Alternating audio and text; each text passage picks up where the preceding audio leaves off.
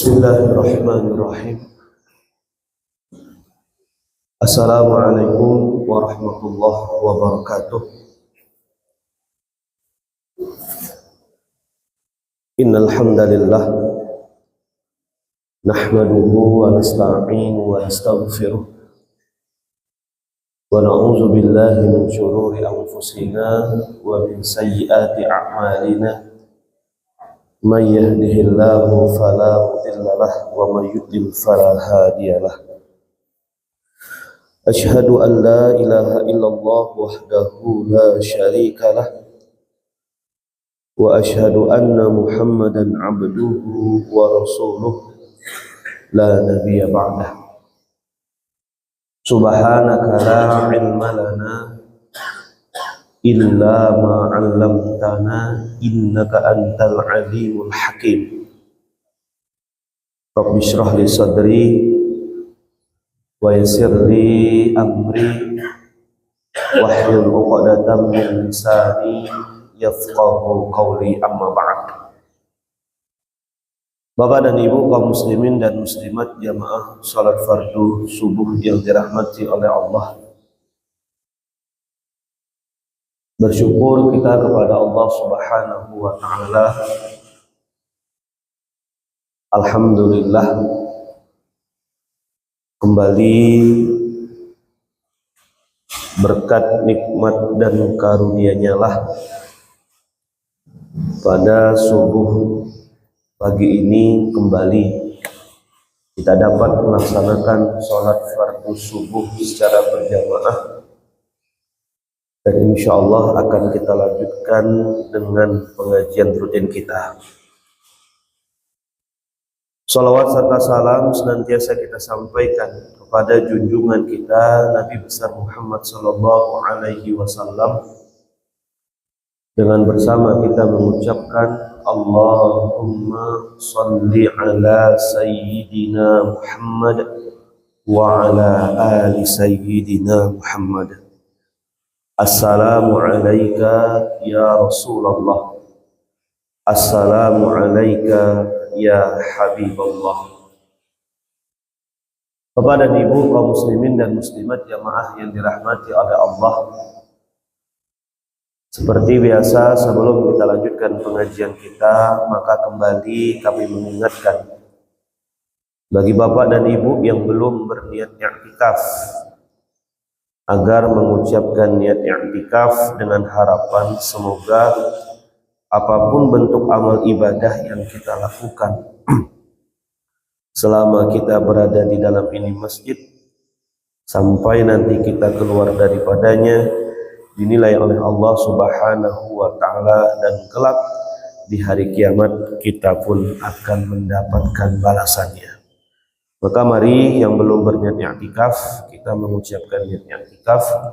Bismillahirrahmanirrahim. Nawaitu an a'takifa fi hadzal masjidi sunnatan lillahi ta'ala.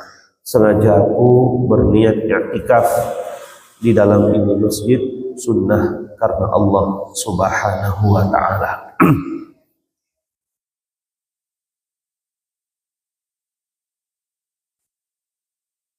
Bapak dan Ibu kaum muslimin dan muslimat jamaah yang dirahmati oleh Allah, pada pertemuan yang lalu kita masih membahas tentang hadis yang berkaitan dengan doa.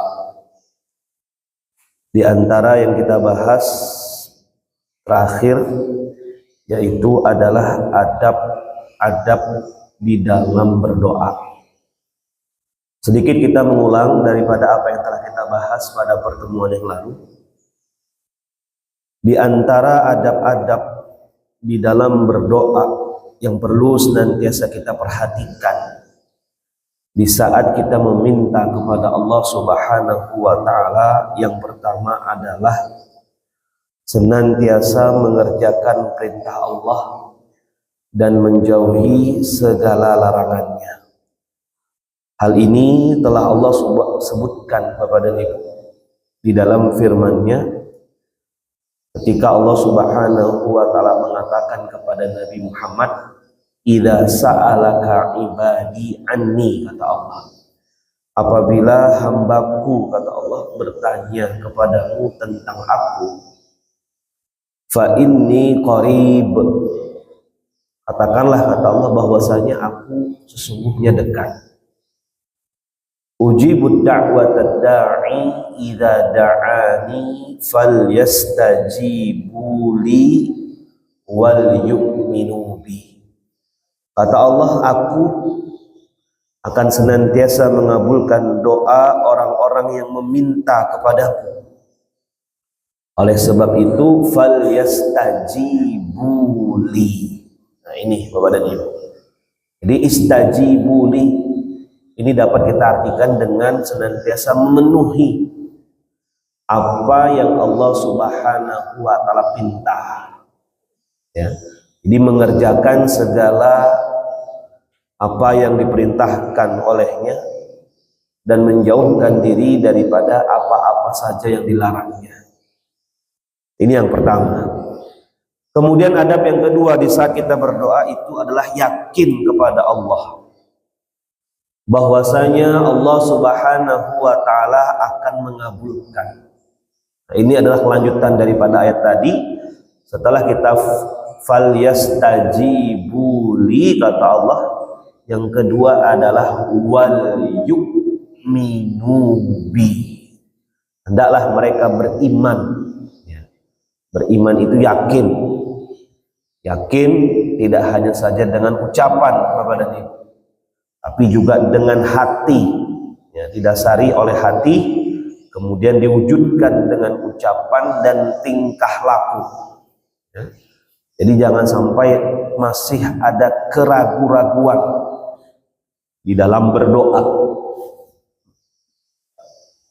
Yang perlu senantiasa kita ingat bahwasanya di dalam Al-Quran Allah katakan, innallaha la yukhliful mi'ad. Sesungguhnya Allah Subhanahu wa taala tidak akan mengingkari janji-janjinya. Kemudian adab berikutnya adalah berendah diri, ya, dan lemah lembut. Hal ini juga Allah Subhanahu wa taala sebutkan di dalam Al-Quran, Bapak dan Ibu. Apa kata Allah dalam Al-Quran? Ud'u rabbakum tadarru'an wa khufyah innahu la yuhibbul mu'tadin. Kata Allah, ud'u itu artinya berdoalah, mintalah kepada Tuhanmu tadarru'an wa khufyah. Tadarru' itu dengan merendah diri. Artinya apa, Bapak dan Ibu? Ketika kita meminta kepada Allah, maka merendahlah. Salah satu bukti bahwasanya kita itu merendah kepada Allah adalah mengaku kita adalah makhluk yang lemah. Tidak ada daya upaya apapun yang kita miliki kecuali atas izin dan kehendak Allah Subhanahu wa taala. Kemudian khufyah di sini khafi. Khafi itu bisa dikatakan samar-samar, Bapak dan Ibu, atau tersembunyi. Artinya apa? Ketika meminta kepada Allah dengan lemah lembut, ya, tidak dengan kasar, tidak dengan mengancam, ya, tidak dengan mengancam dan juga tidak pula dengan kasar. Nah, ini adalah adab berikutnya. Nah, kemudian Bapak dan Ibu kaum muslimin dan muslimat jamaah yang dirahmati oleh Allah, ini kami rangkum ya dari beberapa potongan ayat-ayat Al-Quran apa saja adab-adab yang perlu kita perhatikan. Kemudian selanjutnya adalah memuji Allah, ya, dan bersolawat kepada Rasul. Memuji Allah di dalam Al-Quran, Allah Subhanahu wa taala juga tugaskan, apa kata Allah? Walillahil asmaul husna fad'u biha. Dan Allah Subhanahu wa taala memiliki asma, nama-nama yang baik. Yang perlu kita ingat Bapak dan Ibu, Allah itu nama-namanya banyak, tetapi zatnya, zatullah itu tetap satu, ya. Zatullah adalah esa, ya. Bukan berarti dengan nama-nama yang banyak Allah juga banyak. Nah, ini salah pemahaman. Namanya banyak, tetapi zatnya adalah satu, zat Tuhan yang Maha Esa. Banyak sekali asmaullah yang dapat kita gunakan bertawassul dengan menyebutnya. Di antaranya mungkin ketika kita ingin meminta ampunan kepada Allah atas segala dosa yang kita lakukan, yang kita kerjakan, baik itu dosa yang sengaja kita lakukan ataupun yang tidak sengaja kita lakukan, maka kita bisa bertawassul dengan menggunakan Ghaffar. Ya Ghaffar, wahai zat yang Maha Pengampun. Juga dapat menggunakan Ya Rahman, wahai zat yang Maha Pengasih. Ya Rahim, wahai zat yang Maha Penyayang. Nah ini Bapak dan Ibu, ketika kita ingin kepada Allah meminta rezeki misalnya, kita dapat menggunakan nama Ya Razzaq, wahai zat yang Maha Pemberi rezeki, dan seterusnya. Ya, banyak sekali nama-nama Allah ya dalam Al-Quran yang dapat kita gunakan. Nah, ini adalah perintah daripada Allah Bapak dan Ibu. Fad'u biha, kata Allah, maka berdoalah dengan bertawassul terhadap nama-nama tersebut. Kemudian bersalawat atas Rasulullah sallallahu alaihi wasallam. Di dalam hadis Rasulullah sallallahu alaihi wasallam bersabda, "Idza shalla ahadukum falyabda bitamhidillah wa tsana alaihi, thumma liyusalli 'alan nabi sallallahu alaihi wasallam, thumma liyad'u ba'da bima syaa." Yang artinya, apabila salah seorang di antara kalian, kata Rasul, sholat ini bisa kita artikan dengan meminta ya, atau beribadah kepada Allah, maka falyabda bitamhidillah, hendaklah ia memulai dengan memuji Allah ya. Sebagaimana apa yang kita lakukan Bapak dan Ibu ya, ketika kita berdoa biasanya kita mulai dengan Bismillahirrahmanirrahim, Alhamdulillahirabbil alamin. Kata-kata alhamdulillah itu Bapak dan Ibu, itu sudah bagian daripada pujian kepada Allah ya. Boleh lagi ditambah dengan yang lainnya, sebagaimana apa yang disebutkan oleh imam kita tadi pagi, hamdai wa fi ni'amahu wa yukafi'u mazidah, itu boleh tambahan. Kalau kita tidak hafal itu cukup dengan alhamdulillah ya, karena itu adalah sudah pujian, bagian daripada pujian kepada Allah. Kemudian setelah bitamhidillah wa tsana alaih ya, memuji Allah, mengagungkan Allah, tsumma liyusalli 'alan nabi, kemudian hendaklah dilanjutkan pujian itu dengan bersolawat atas Rasulullah. Maka sebagaimana apa yang kita lakukan mungkin yang mudah ya, Alhamdulillahirabbil alamin, wassalatu wassalamu ala asyrafil anbiya'i wal mursalin. Nah, itu sudah mencakup seluruhnya Bapak dan Ibu. Nah, kemudian kata Rasul, thumma liyad'u ba'da dzak ma bima syaa. Setelah kita bertahmid kepada Allah, memuji Allah, bersalawat atas Rasul, kemudian setelah itu berdoalah sesuai dengan apa yang diinginkan. Nah, Bapak dan Ibu kaum muslimin dan muslimat jamaah yang dirahmati oleh Allah Subhanahu wa taala. Nah, ini adalah adab berikutnya yang perlu kita perhatikan. Kemudian adab yang lain adalah mengangkat tangan. Ini pembahasan kita terakhir ya pada pertemuan yang lalu. Mengangkat tangan. Di dalam hadis Rasulullah sallallahu alaihi wasallam bersabda, wa an Salman radhiyallahu anhu qala Rasulullah sallallahu alaihi wasallam, inna rabbakum hayyun karim yastahi min 'abdihi idza rafa'a yadayhi ilaihi ay yaruddahuma sifra, akhrajahu al-arba'ah illa an-Nasa'i wa sahhahahu al-Hakim. Kemudian hadis yang kedua berkaitan dengan mengangkat tangan Bapak dan Ibu. Wa an Umar radhiyallahu taala anhu qala kana Rasulullah sallallahu alaihi wasallam idza madda yadayhi fi du'a lam yaruddahuma hatta yamsaha bihima wajhuh, akhrajahu at-Tirmidzi wa lahu syawahid minha hadits Ibnu Abbas radhiyallahu anhuma inda Abi Dawud wa ghairihi wa majmu'uha yaqdi bi annahu hadis hasan. Di antara hadis yang menjelaskan bahwasanya keutamaan mengangkat tangan di saat berdoa itu adalah dua hadis ini. Hadis yang pertama mengatakan bahwasanya Allah Subhanahu wa taala itu Hayyun Karim. Hayy itu Bapak dan Ibu pemalu. Maha pemalu lagi maha mulia. Jadi dalam hadis ini dikatakan, kata Rasul, sesungguhnya Allah Subhanahu wa taala itu malu lagi maha mulia. Tetapi sikap kita dalam memahami hadis ini, kita tidak boleh mentakyif. Takyif itu adalah bagaimana, ya, merenung, bertafakur, membayangkan bagaimana malunya Allah. Nah, ini tidak boleh, ya. Itu namanya duna takyif, ya. Jadi kita hanya percaya saja tanpa ingin mengetahui bagaimana dan bagaimananya. Jadi kata dalam hadis ini dikatakan Allah Subhanahu wa taala malu kepada hambanya. Kapan Allah itu malu kepada hambanya? Yastahi min abdihi.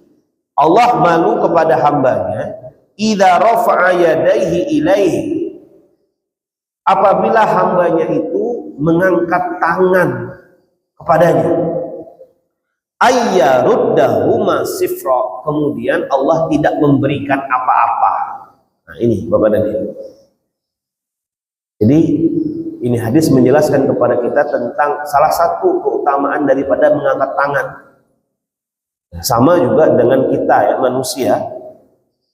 Ketika ada orang datang kepada kita kemudian ingin meminta sesuatu, jangankan orang, anak kita saja misalnya pengen meminta sesuatu kepada kita, kemudian dia sudah meminta dengan lemah lembut, memuji kita misalnya, kemudian mengangkat tangan pula lagi, ya, mengangkat tangan pula meminta. Ayah misalnya, ibu misalnya, belikan saya itu. Yang tadinya kita mungkin tidak mau, itu bisa luluh Bapak dan Ibu, bisa luluh hati kita, akhirnya kita belikan. Nah, begitu juga Allah, ya, tetapi tidak boleh disamakan dengan malunya manusia, ya, tidak boleh. Nah, jadi kata Rasul, Allah itu malu. Kapan Allah malu? Ketika hambanya datang kepadanya, meminta kepadanya dengan mengangkat tangan untuk tidak memberikannya apa-apa, malu.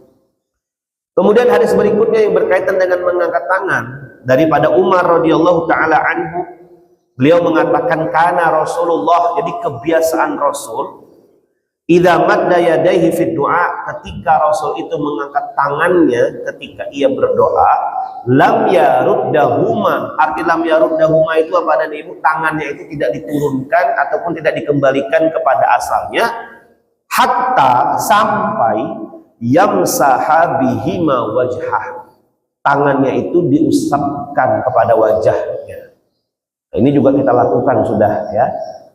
Setiap selesai kita berdoa, walhamdulillahirabbil alamin, itu tangan langsung kita usapkan kepada wajah. Nah, itu apa? Dengan harapan Bapak dan Ibu, ya, tawasulnya kita adalah semoga doa kita itu diperkenankan oleh Allah Subhanahu wa taala, diijabah olehnya. Nah, kemudian perkara yang terakhir yang perlu kita perhatikan di saat kita berdoa itu adalah tempat dan waktunya. Ya, tempat dan waktunya kita berdoa. Banyak sekali waktu-waktu yang mustajab yang dapat kita gunakan, dapat kita ambil dalam setiap hari itu Bapak dan Ibu untuk berdoa kepada Allah, karena itu adalah waktu-waktu yang mustajab. Di antara waktu-waktu yang mustajab setiap harinya, setiap hari adalah di sepertiga malam, ya, atau yang kita sebut dengan waktu di mana seseorang itu dapat melaksanakan sholat tahajud, ya. Di sholat tahajud itu Bapak dan Ibu di sepertiga malam itu adalah waktu yang mustajab. Di dalam hadits qudsi, ya, di dalam hadits qudsi Allah Subhanahu wa taala berfirman, apa kata Allah? Allah itu senantiasa turun ke langit dunia setiap harinya. Fi thuluthul lail al-akhir, di sepertiga malam. Jadi di sepertiga malam, di saat orang-orang tertidur lelap, Bapak dan Ibu. Sepertiga malam itu jam berapa? Ya bisa dikatakan jam 2, jam 3 itu sudah sepertiga malam, sudah mendekati subuh ya. Ataupun ya kalau kita bangun jam 4 itu juga sudah daripada bagian sepertiga malam. Jam 1 tadi malam misal kita terbangun dikarenakan hujan. Kalau ada kesempatan ya, ada niat lakukan sholat tahajud, ya itu sudah daripada sepertiga malam. Itu adalah waktu yang mustajab. Kenapa dikatakan waktu yang mustajab? Karena di saat itu Bapak dan Ibu, ya, Allah itu dekat sekali kepada hambanya. Dapat kita bayangkan di saat orang tidur, kita meminta kepada Allah, itu sunyi, ya. Istilahnya tidak ada yang meminta apa-apa, tiba-tiba kita datang menghadap kepada Allah meminta. Nah, itu kan berarti sudah emang ada khusus. Nah, jadi melalui jalur yang khusus untuk meminta kepada Allah. Apa kata Allah dalam hadis qudsinya ketika itu? Ya, bahwasanya Allah Subhanahu wa taala yanzilu ila sama'id dunya fi thulutsail al-akhir. Allah Subhanahu wa taala senantiasa turun ke langit dunia di sepertiga malam. Faqal may yad'uni fa astajibalah. Barang siapa yang berdoa kepadaku, meminta kepada aku, kata Allah, maka akan aku ijabah. Wa may yastaghfiruni fa'aghfiralah, dan barang siapa yang memohon maaf kepadaku atas dosa-dosa yang ia lakukan, maka akan aku ampuni. Wa may yas'aluni fa'u'tiyah, dan barang siapa saja yang meminta kepadaku, maka akan aku berikan. Nah ini. Jadi sepertiga malam Bapak dan Ibu, dan ini tidak apa namanya, waktunya itu tidak hanya saja pada satu waktu, tidak hanya saja pada satu hari, tidak, tapi setiap hari. Dari hari Senin sampai Senin lagi. Setiap sepertiga malam itu adalah waktu yang mustajab untuk berdoa. Nah, kemudian waktu yang lain kapan? Nah, ini juga sama. Jadi setiap hari kita temukan Bapak dan Ibu. Yaitu adalah di dalam hadis dikatakan ad-du'a bainal adzan wal iqamah la yurad. Doa yang dipanjatkan, yang dimohonkan kepada Allah di antara adzan dan iqamah. Jadi waktu ini juga selalu senantiasa kita temui ya, dalam setiap harinya, bahkan 5 kali kita temukan waktu ini, yaitu di antara adzan dan iqamah. Maka usia nafsi wa iyyakum, kalau kita mengetahui bahwasanya di antara adzan dan iqamah itu adalah waktu yang salah satu mustajab, maka hendaknya kita bergegas Bapak dan Ibu, bergegas untuk senantiasa memenuhi panggilan Allah melalui azan. Ya, jadi bukan lagi ketika iqamah baru kita datang ke masjid. Bahkan kalau bisa usia nafsi wa iyyakum, sebelum azan itu kita sudah datang di masjid. Ya, sebelum azan berkumandang, kita punya jadwal, lihat bahwasanya misalnya zuhur jam 11.59. Sebelum jam 11.59 itu kita sudah hadir di masjid. Sudah menunggu waktu untuk datangnya sholat zuhur. Nah, setelah selesai muadzin mengumandangkan azan, kita mungkin melakukan ibadah sholat sunnah. Setelah sholat sunnah itu adalah waktu yang mustajab, ya, sampai datangnya waktu iqamah. Nah, ini waktu yang mustajab Bapak dan Ibu. Maka usia nafsi wa iyyakum, sayang sekali seandainya waktu-waktu ini kita sia-siakan begitu saja. Ya, jadi kalau bisa usia nafsi wa iyyakum, di samping kita mendengarkan kultum, ya, baik itu kultum zuhur ataupun kultum asar, di saat itulah juga kita memohon kepada Allah, meminta kepada Allah apapun yang kita inginkan. Ya, karena itu adalah bagian daripada waktu yang mustajab. Kemudian Bapak dan Ibu kaum muslimin dan muslimat jamaah yang dirahmati oleh Allah, waktu yang lain adalah di setiap minggunya, yaitu hari Jumat. Hari Jumat itu juga waktu yang mustajab untuk berdoa. Kapan waktunya? Salah satu waktunya adalah setelah sholat asar. Ini waktu yang mustajab untuk berdoa. Kemudian waktu yang lain adalah di saat berpuasa. Ini mungkin ya sudah kita amalkan, ya sudah kita lakukan.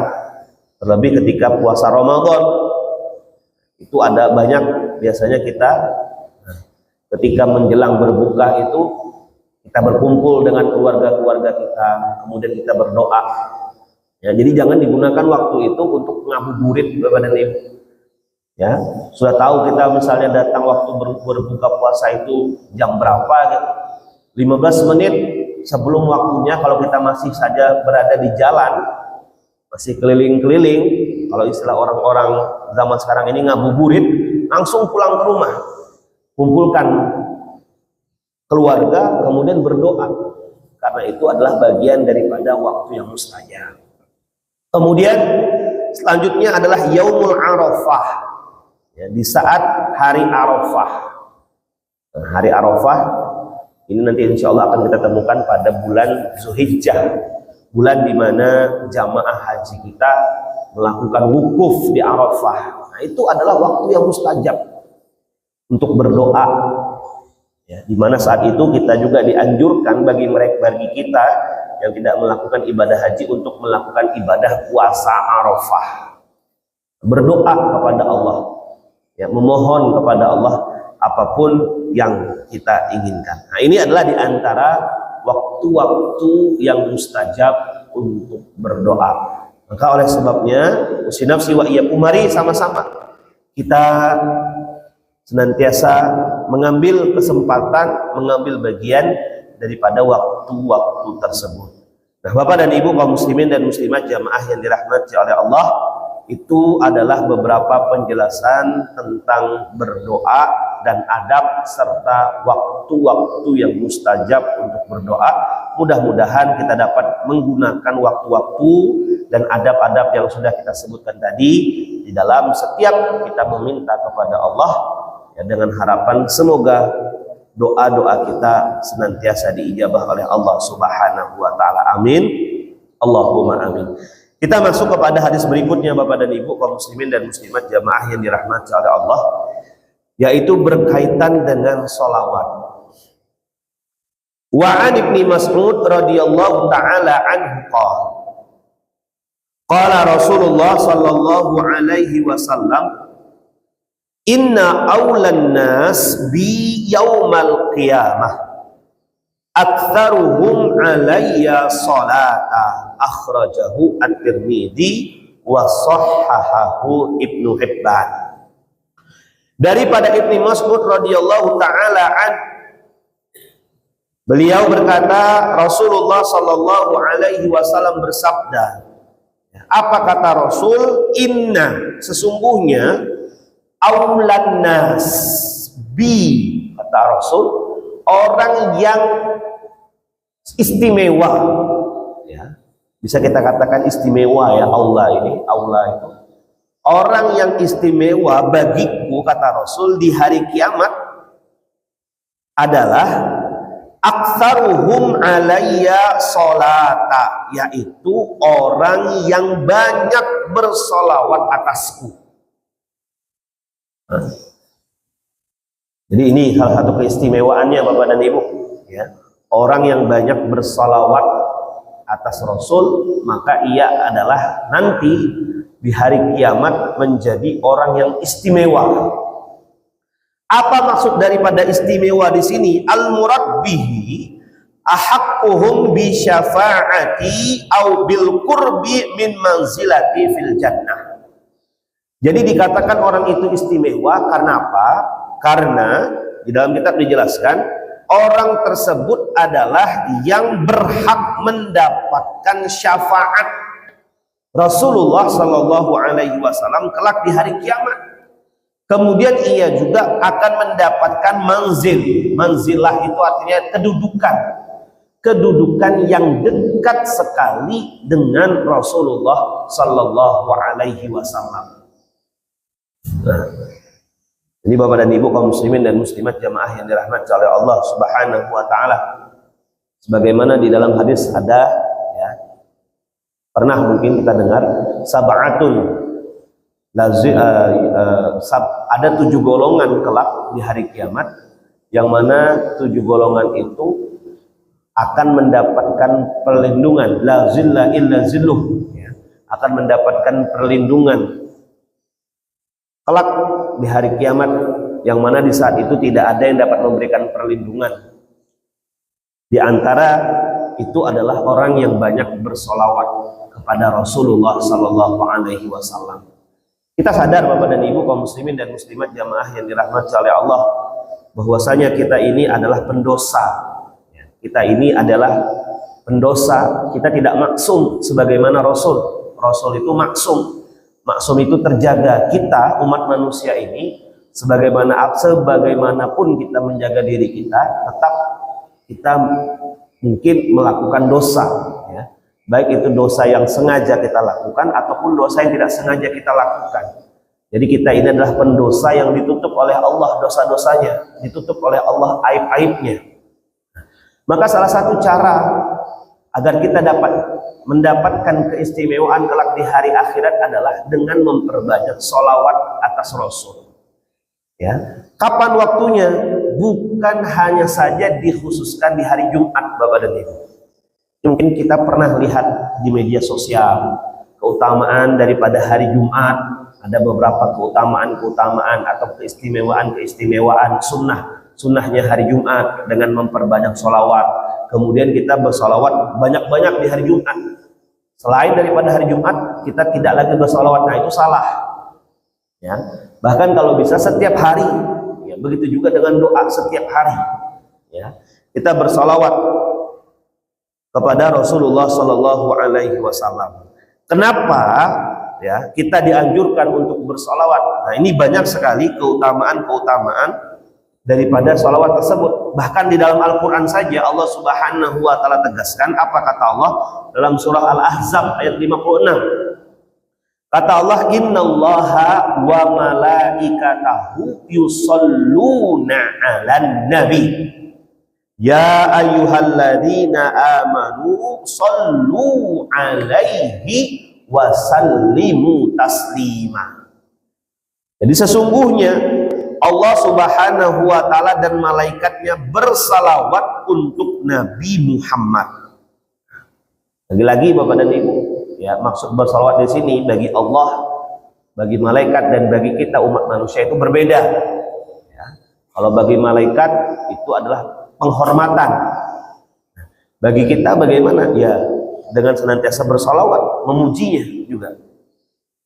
Jadi sesungguhnya Allah Subhanahu wa taala malaikatnya bersalawat atas Rasulullah.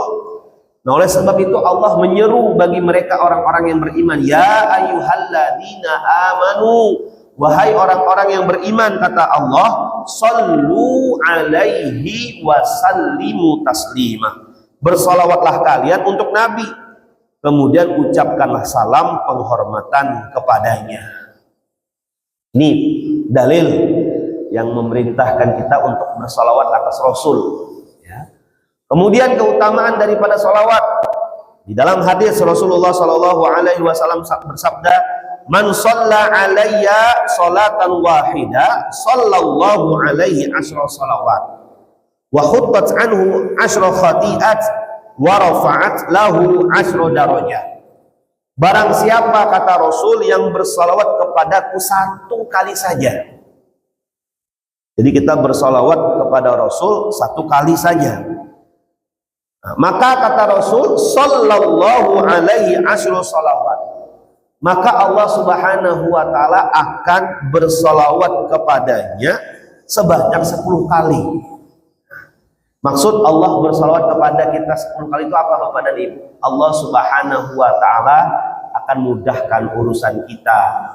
Allah Subhanahu wa taala akan berikan kepada kita kemudahan dalam setiap urusan, kelapangan di dalam setiap kesempitan, kesenangan, di dalam setiap kesedihan dan sebagainya. Ya. Maka ada mungkin kita dengar Bapak dan Ibu ya, orang-orang tua kita dahulu mengatakan kepada kita, "Nak, kalau kamu pengen sesuatu, sholawati." Ya. Kalau kamu melihat sesuatu kemudian engkau pengen itu dapat menjadi milikmu, atau engkau pengen suatu saat dapat membeli hal yang engkau inginkan, maka disolawati. Nah ini jadi tuntunan yang diajarkan oleh orang-orang tua kita terdahulu Bapak dan Ibu ternyata ada dalam hadis-hadis Rasul itu. Jadi bukan hanya saja diucapkan begitu saja ya, tetapi ada tuntunannya ternyata. Jadi kalau kita pengen sesuatu, melihat sesuatu, pengen disolawati. Nah, tetapi yang perlu kita ingat, tidak hanya saja cukup dengan disolawati Bapak dan Ibu, tapi harus diwujudkan dengan ikhtiar, usaha yang maksimal. Jadi jangan salah pandangan, jangan salah pemahaman. Kalau aku pengen itu, ya sudah cukup disolawati saja, tapi tidak ada usahanya, ya tidak mungkin. Tetap harus ada ikhtiar, ya. Harus ada usaha. Ya, sebagaimana begitu juga seperti sholat duha Bapak dan Ibu. Barang siapa yang pengen rezekinya lancar misalnya, maka dianjurkan untuk melakukan ibadah sholat duha. Rajin kita sholat duha, tetapi kita tidak berusaha, apakah bisa? Nah, juga tidak mungkin. Jadi keyakinan kita, amalan yang kita lakukan, itu juga harus dikuatkan dengan ikhtiar kita yang maksimal, usaha kita yang maksimal. Nah, itu caranya Bapak dan Ibu. Ya. Kemudian selanjutnya, khuttat anhu asyru khati'at. Keutamaan sholawat juga apa? Allah Subhanahu wa ta'ala akan ampuni dosa-dosanya. 10 dosanya diampuni oleh Allah. Satu kali kita bersalawat atas Rasul, maka 10 dosa kita diampuni oleh Allah.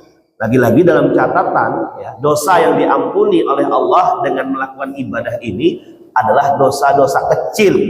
Dosa-dosa kita kepada Allah yang kecil, yang mungkin tidak kita sadari kita lakukan. Kemudian wa rufi'at lahu asyru darajat. Allah Subhanahu wa ta'ala pun akan mengangkat derajatnya 10 derajat.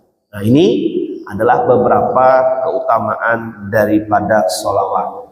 Nah, oleh karenanya Bapak dan Ibu kaum muslimin dan muslimat jamaah yang dirahmati oleh Allah, mudah-mudahan ini dapat kita amalkan. Ya, dapat kita amalkan. Jadi kita tidak hanya saja mendengarkan keutamaan-keutamaan ini, tapi dapat kita pahami dan kemudian kita amalkan di dalam kehidupan kita. Dan mudah-mudahan seluruh keistimewaan-keistimewaan amalan yang baru saja kita sebutkan ini dapat kita peroleh kelak, baik selama kita hidup di dunia maupun di akhirat. Amin. Allahumma amin. Kiranya ini yang dapat kami sampaikan pada kesempatan kali ini. Semoga yang sedikit ini bermanfaat dan dapat menjadi bahan bagi kita untuk memperbaiki diri kita di sisa umur yang Allah Subhanahu wa ta'ala berikan ini. Amin. Allahumma amin. Wallahu ta'ala a'lam. Subhanakallahumma wa bihamdik asyhadu an la ilaha illa ant astaghfiruka wa atubu ilaik. Mari sama-sama kita berdoa. Al-Fatihah. A'udzubillahi minasyaitonir rajim. Bismillahirrahmanirrahim. Alhamdulillahi rabbil alamin arrahmanir rahim maliki yaumiddin iyyaka na'budu wa iyyaka nasta'in ihdinas siratal mustaqim siratal ladzina an'amta 'alaihim ghairil maghdubi 'alaihim waladdallin. Amin. Amin amin ya Allah ya rabbal alamin. Bismillahirrahmanirrahim. Alhamdulillahi rabbil alamin hamdan syakirin hamdan naimin hamdan yuwafi ni'amahu wa yukafi'u mazidah. Ya Rabbana lakal hamdu kama yanbaghi li jalali wajhikal karim wa 'azimi sultanik. Allahumma salli ala sayyidina Muhammad wa ala ali sayyidina Muhammad. Allahumma qad istawda'naka ma 'allamtana fardudhu ilaina 'inda hajatina ilaih wa la tunsina anhu ya Allah bi rahmatika ya arhamar rahimin. Allahumma bika asbahna wa bika amsayna wa bika nahya wa bika namut wa ilaikan nusyur. Asbahna ala fitratil Islam wa ala kalimatil ikhlas wa ala dini nabina Muhammad sallallahu alaihi wasallam wa ala millati abina Ibrahim hanifan muslima wa ma kana minal musyrikin. Allahumma inna nas'aluka khaira hadzal yaum wa khaira ma fihi wa na'udzubika min syarri hadzal yaum wa syarri ma fihi. Allahumma inna nas'aluka ilman nafi'a wa rizqan wasi'a wa shifaa'an min kulli da'in wa saqam wa umran tawila wa amalan mutaqabbala wa waladan salihan wa rizqan halalan tayyiban mubaraka bi rahmatika ya arhamar rahimin. Allahumma inna na'udzubika minal hammi wal hazan wa na'udzubika minal ajzi wal kasal wa na'udzubika minal jubni wal bukhl wa na'udzubika min ghalabatid daini wa qahrir rijal. Bismillahilladzi la yadurru ma'asmihi syai'un fil ardi wa la fis sama wa huwas samiul alim. Bismillahilladzi la yadurru ma'asmihi syai'un fil ardi wa la fis sama wa huwas samiul alim. Bismillahilladzi la yadurru ma'asmihi syai'un fil ardi wa la fis sama wa huwas samiul alim. Bismillah tawakkalna 'alaika ya Allah, la haula wa la quwwata illa billahil aliyyil azim. Rabbana atina fid dunya hasanah wa fil akhirati hasanah wa qina adzaban nar. Wa sallallahu ala sayidina Muhammadin nabiyil ummi wa ala alihi wa sahbihi wa baraka wa sallam. Min fadlik subhana rabbika rabbil izzati amma yasifun wa salamun alal mursalin walhamdulillahi rabbil alamin. Taqabbalallahu minkum. Assalamualaikum warahmatullahi wabarakatuh.